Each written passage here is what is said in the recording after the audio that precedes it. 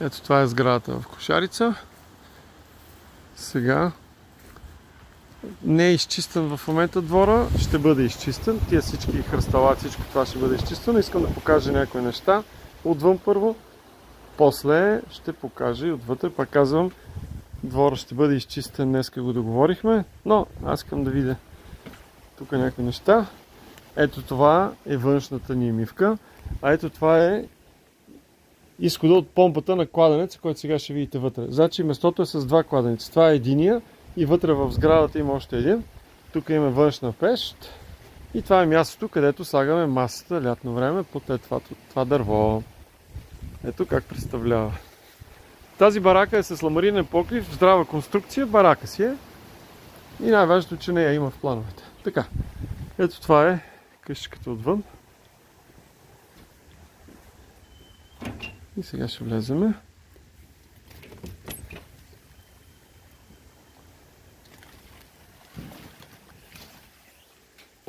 Ето какво представлява. Трябва да оставя отворено. Значи това в средата е кухнята. Ето е кухнята. И от ляво и отдясно по една стая. Сега, ето показвам тези стени. Понеже тези стени са към земя отзад, има нужда от една малка обработка, една хидроизолация. Знаем какво трябва да се прави. Една хидроизолация тук е по същия начин. Има влага, която минава отзад. Това е за години наред се е натрупала. И това е втората стая. Пода е теракот.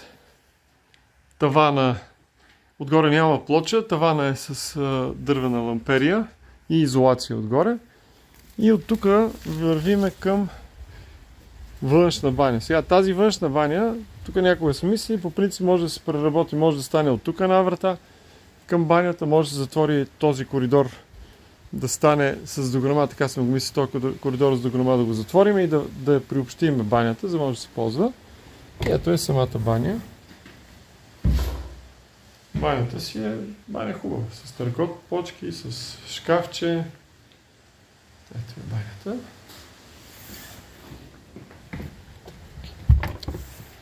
И тук отвън това всичко ще бъде изчистено. Ще има снимки, ще чака да ми пратят. Тук до една седмица трябва да изчистят отвънка, за да може, разбира се, да има някаква визия. Ето от тук има гледка. Сега, за съжаление през дърветата не може да се види, но тук над оградата. Там има гледка към морето, над тази къща. Всъщност на бараката има тераса и от тази тераса, ако са изчистени дърветата, ще има гледка. Тая къща цъфна тук наскоро, тая. И тя до някъде пречи вече, но не е много. Не е много. Защото тя е по-надясно, морето е ето там. Това е. Тук назад е гора. Това всичко ще бъде изчистено, където се движа в момента. А това е нашата гора. Тук си имаме Букова гора. Ето я. Няма да изчистваме. Тези дървета, тук няма да ги режеме. И това няма да изчистиме. Това беше и е нашата гордост. Пък вече, който си реши нов собственик, може да прави каквото иска. Това е.